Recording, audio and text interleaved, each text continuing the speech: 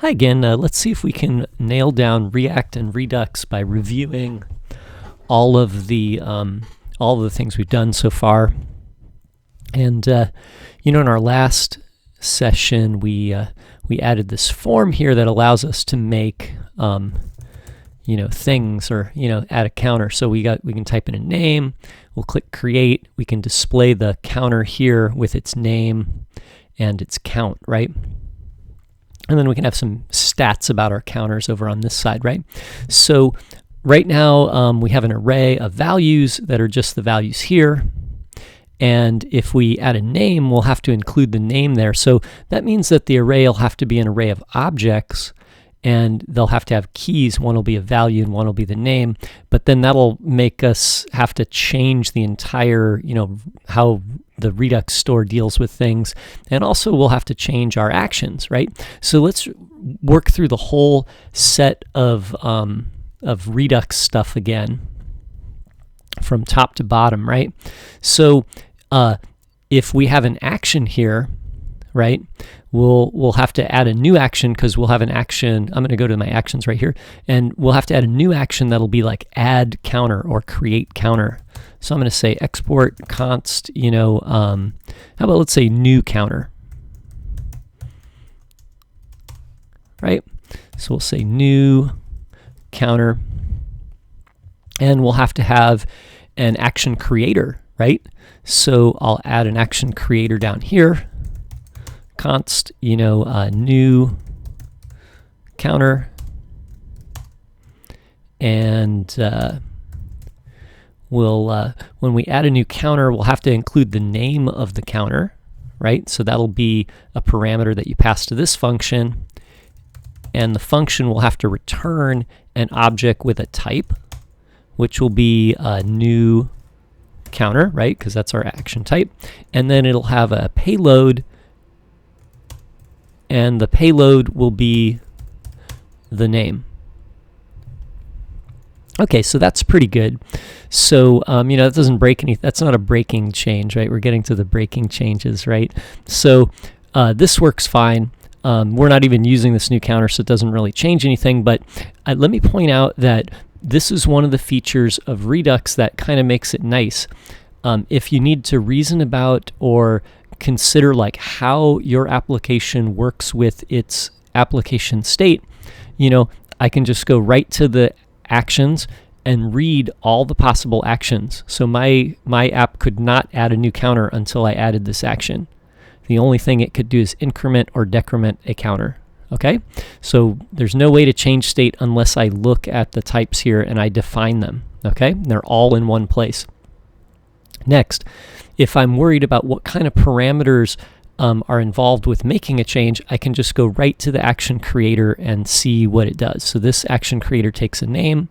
I can see that here. I can compare it to all the other action creators all in one place. I'm not digging through code. So that's kind of a nice feature, right? Okay, so next, let's go down to our counter reducer here. Okay, so counter reducer is going to have to import the new action that we have, new counter, right? So I can import that here, and then I'll have to make a switch case for it. So I'm going to go down here and say case new counter, right? And what happens with a new counter, right? When we make a new counter, we should add a new counter to the array. Now this is where we're going to get into kind of a breaking change, because the values in here are now going to be objects, right? So instead of just a single number, this is going to have to be an object with a name and a value, right? So let's make a couple changes here, right?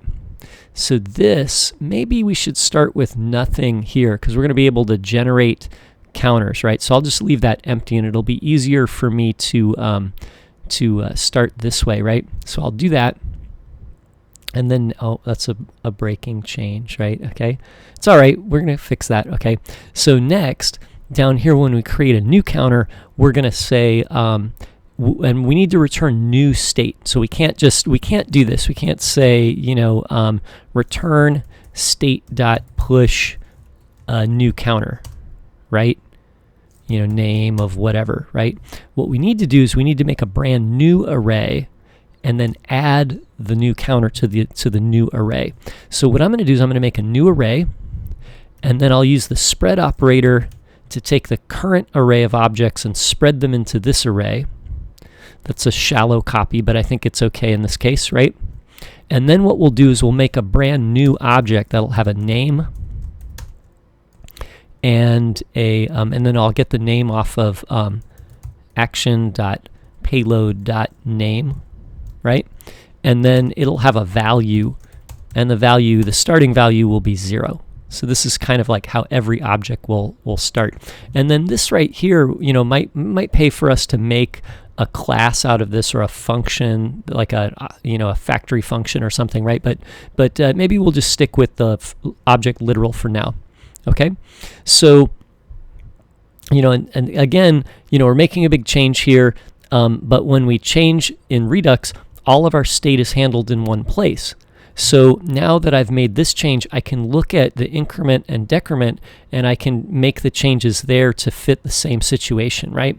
So in this case now, when I map these, right, I'm going to compare the index to I to get the thing, to get the right, you know, state to the right counter to increment, but I'm not just going to add the value, right? So the value is the counter.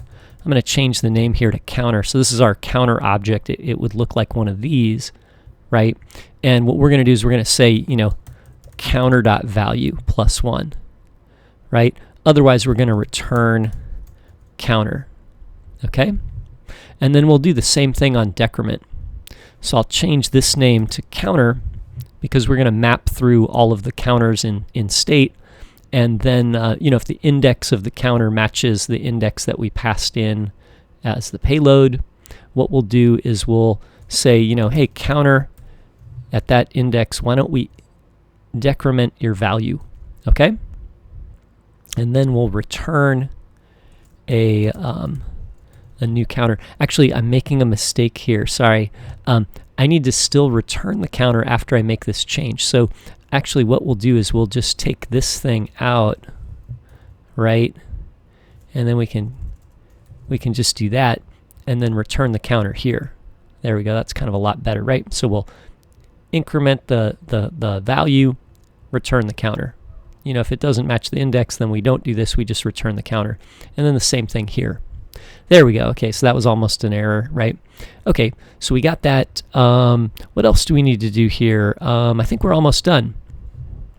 I got some problem with reduce empty array. Oh yeah. So anytime we try to map or reduce our array now, we need to work on the value and not the object itself. So we'll have to fix a couple of our other components, right? So let's go into let's try and fix those, right? So it'll be in the max and the total components. Let's go to max here. And if we do math.max, oh, you know what? We're going to have to loop through all these counters and get their you know, values, right? So why don't we do this? Why don't we go up here and say const values equals this dot props dot counters dot map, you know, and then we're going to get a counter object here, and we'll return counter dot value. So we'll just map, you know, counters. So we'll transform the array of counter objects to an array of numbers, right? And then we can just use that array of numbers down here with max. That'll be a quick fix here, I think, right? Oh, so we fixed one, but now we have a problem in, oh, we still have a problem in max, right? Unexpected token. Oh, you know why? Because I, what did I do here? Oh, because I put it outside of render, duh. Okay, sorry. Okay. You know, you type and you're talking and you're not paying attention. There we go. Okay, so we fix that guy. Oh, so now we got a problem in total. Cool. So that probably means max is good. Let's go to total here, and total is going to need a similar treatment. We can't reduce all these guys, so we're going to have to do a quick change here. I'm actually going to get the total here, and we'll just take this thing out and put the total there, and then we can reduce up here like this. So what we need to do here is set the default value, because right now the value that's returned is an object, and we can't add an object to the accumulator. So what we're going to do is we got our first parameter here, which is the function, and then the second parameter is the starting value. So we're going to start with a value of 0. And what I want to do is add, what is it? I got value here. Let's change that to counter. And I want to get the counter dot value and add that to the accumulator. Okay? That's kind of a long line of code there. I'd really like to make that a little shorter. Yeah, I guess maybe we can read it here. But anyway, hopefully let's check it out and see if it works, right? Oh wait, I got infinity and max. Oh, because we don't have any counters, right? So I think this is actually pretty good. This is not working. Maybe there's a problem there, but once we get the counters in here, then we can be sure whether this is working or not, right? Anyway, so that got us pretty far. Let's save that there, and now our next step will be to wire up the button here to our new action that we added, right, which is new counter, and then we'll have a name in here, type a name in, click create, and we can add the counter here. Okay, so anyway, thanks for watching, and we'll continue in the next video.